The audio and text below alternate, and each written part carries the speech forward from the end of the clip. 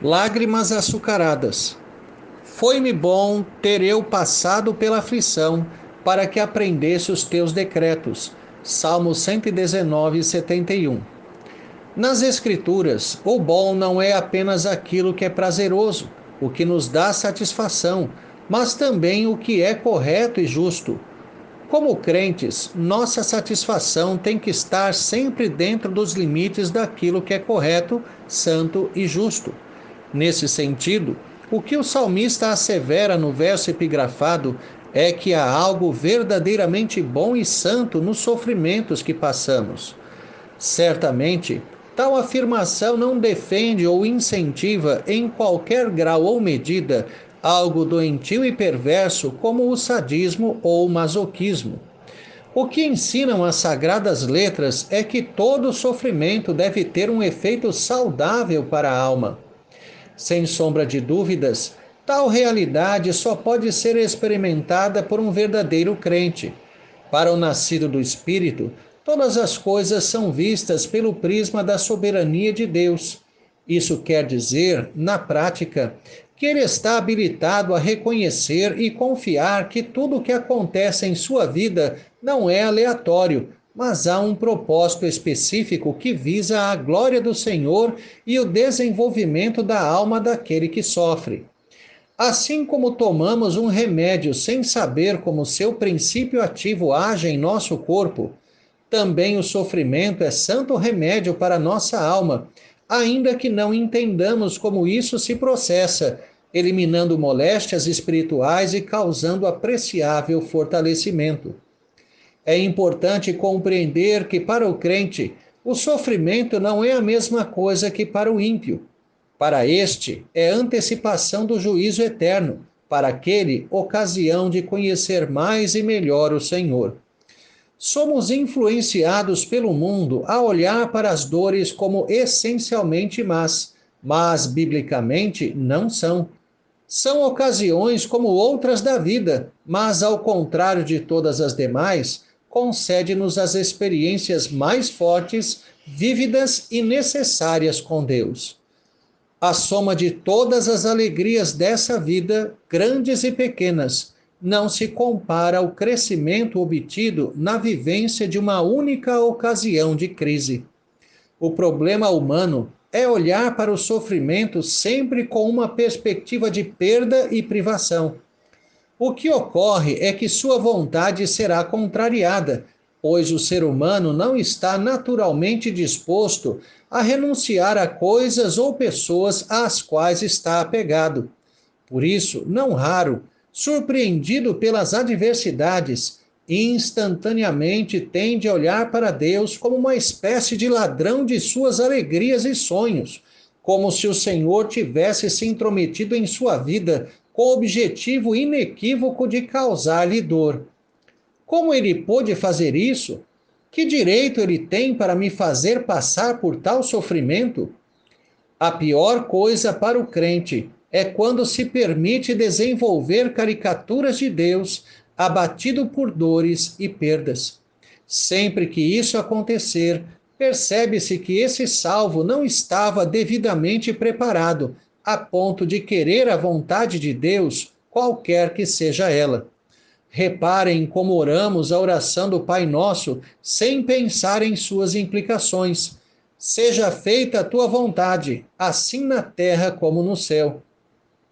Os sofrimentos têm o poder de levar-nos a experimentar mais a morte do nosso velho homem, se, por fim, dobrarmos o nosso querer e reconhecermos que a vontade de Deus é boa, perfeita e agradável, ainda que signifique a nós perda e muitas dores.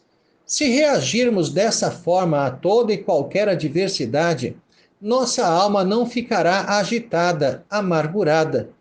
Não há depressão para aquele que pacificamente se dobra ante o propósito de Deus. Somente ele poderá dizer: foi-me bom ter eu passado pela aflição, para que aprendesse os teus decretos.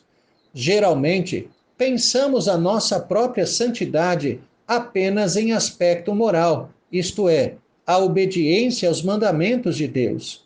Todavia, santidade também é submissão, aprendendo e nos submetendo àquilo que o Senhor já determinou à nossa vida. Santo é o que se modela à palavra de Deus, mas também o que se coloca submisso e maleável nas mãos do Senhor. Temos que entender que os sofrimentos são uma necessidade para o pecador redimido, sem os quais não será devidamente humilhado e esvaziado de si, não aprenderá a beleza da vida com Deus. Os sofrimentos, portanto, têm um papel muito importante na vida do crente verdadeiro, concedem experiências concretas com o Senhor. Geralmente, os crentes esperam ter experiências de fé na forma de respostas, entre aspas, positivas de oração. Entendem com uma oração respondida a exata concretização daquilo que se quer.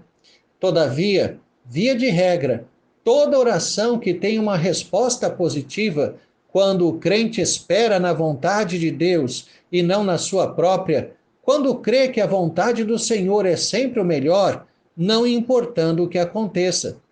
As mais profundas experiências com Deus se dão na dor, na perda, no sofrimento, muito mais do que nos momentos de alegria.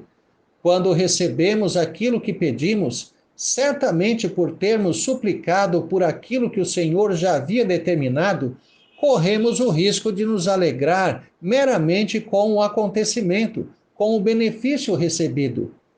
Essa foi a história prevista por Deus para o povo no deserto. Cuidareis de cumprir todos os mandamentos que hoje vos ordeno, para que vivais e vos multipliqueis, e entreis e possuais a terra que o Senhor prometeu sob juramento a vossos pais. Deuteronômio 8:1.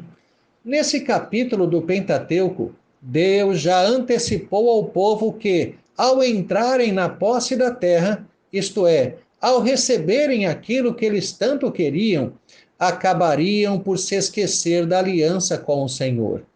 Nós, infelizmente, temos a tendência de nos alegrar estritamente com os benefícios recebidos, tornando-nos cegos para aquele que os deu. É na falta que vemos Deus claramente presente. É na perda que podemos compreender o que era a experiência de Davi ao afirmar que o Senhor era o seu pastor e, por isso, sentia menos falta das coisas que realmente fazem falta. A tristeza é remédio para a alma, para ensiná-la sobre Deus e seus decretos, a importância da palavra e da comunhão com Cristo.